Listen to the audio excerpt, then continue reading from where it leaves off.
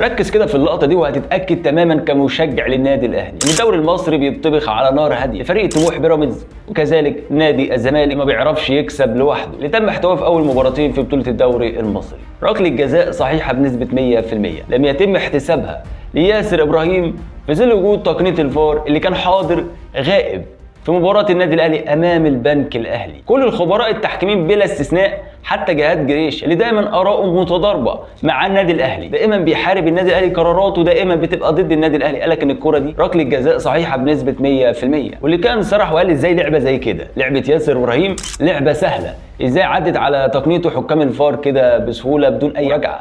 محمد الحنفي لو كان ذهب لتقنيه الفار كان هيحسبها، ما كانش هيتردد فيها. طب هل النادي الاهلي عزيز الاهلاوي اتظلم في ركله جزاء واحده فقط؟ مش هقول لك ركله جزاء اخرى لم يتم احتسابها للنادي الاهلي. عايز اقول لك ان الهدف اللي سجله رامي ربيعه كان صحيح بنسبه 100%.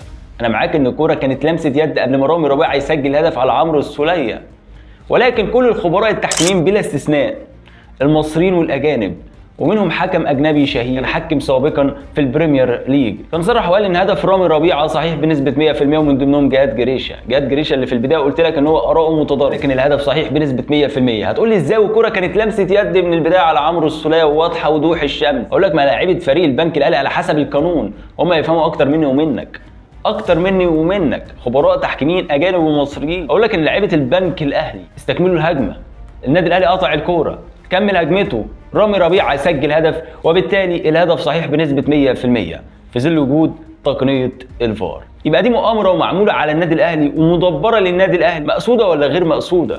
النادي الاهلي بيتظلم عينك، الدوري المصري بيطبخ لنادي الزمالك او نادي بيراميدز علشان ما يسحبش استثماراته. يقول لك نستكفي بقى، النادي الاهلي بقى له كذا موسم يحصد بطوله الدوري المصري. فاكر انت الاثنين دوري اللي فاز بيهم نادي الزمالك مرتين على التوالي، سنتين على التوالي بالتحكيم والاحتواء بشكل متعمد يحدث وبيتكرر في الموسم الحالي. ولكن الوضع المره دي مختلف، المره دي الوضع فيه نوع من انواع البجاحه على عكس المواسم الماضيه. نادي الزمالك كان بيتم احتوائه في الجوله ال15 بدايه من الدور الثاني، لا المره دي الوضع مختلف. من الجوله الاولى نادي الزمالك كسب اول مباراتين باحتوائه بفعل فاعل، خسر امام المصري البورسعيدي لان ما كانش فيه احتواء، تقريبا نسيوا ياخدوا كبسوله الاحتواء امام المصري البورسعيدي. لاعيبه المصري البورسعيدي ما تسهلتش مع نادي الزمالك، ما حدش وقع داخل منطقه الجزاء، وبالتالي نادي الزمالك فشل في الاحتواء، الحكام فشلوا في احتواء نادي الزمالك امام المصري البورسعيدي. ولكن النادي الاهلي اتمنى من الكابتن محمود الخطيب ياخد قرار حاسم، حتى لو هننسحب من بطوله الدوري المصري، عارف الموضوع صعب، ولكن لازم يتم استقطاب حكام اجانب،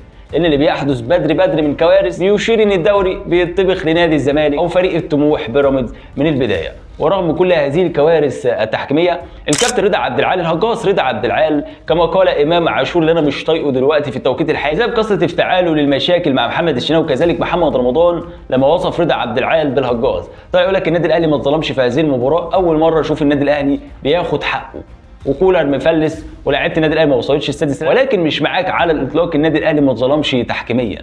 بقول لك النادي الاهلي ما اتحسبلوش ركله جزاء صحيحه بنسبه 100%، وكذلك هدف صحيح ايضا مؤكد. ما كناش الافضل، ما كناش احسن حاجه، ومصطفى شوبير انقذ النادي الاهلي من خساره كبيره جدا. ولكن مش معنى النادي الاهلي وحش يا كابتن رضا يا عبد العال يبقى النادي الاهلي ما ياخدش حقه، ولا انت مع فئه الاحتواء ولا انا مش فاهم. الكابتن رضا عبد العال كان بيتفرج على مباراه النادي الاهلي والبنك الاهلي ولا كان بيتفرج على انهي مباراه؟ انا عايز اعرف الكابتن رضا عبد العال بيفكر ازاي، ولا كأن الكابتن رضا عبد العال مشي في يوم من الايام بجانب سور النادي الاهلي. مش هقول لك بقى ارتدى قميص النادي الاهلي ورفع بطولات مع النادي الاهلي، والنادي الاهلي اشتراه. النادي الاهلي لما ساب نادي الزمالك مقابل 25000 جنيه علشان كان هناك خلاف ما بينه وما بين نادي الزمالك ومجلس اداره نادي الزمالك على 25000 جنيه مصري. انا عارف ان في التوقيت ده كان لهم سعر وقيمه رمزيه كبيره جدا، ولكن النادي الاهلي فتح لك ابوابه. لما فتح الباب لكهرباء وكثير من اللاعبين، يبقى من المفترض ان الكابتن رضا عبد العال يرد الجميل للنادي الاهلي بشكل محترم وراقي. ولكن للاسف الكابتن رضا عبد العال طلع ناكر للجميل للنادي الاهلي وجمهور النادي الاهلي ومجلس اداره النادي الاهلي، وما طمرش فيه العيش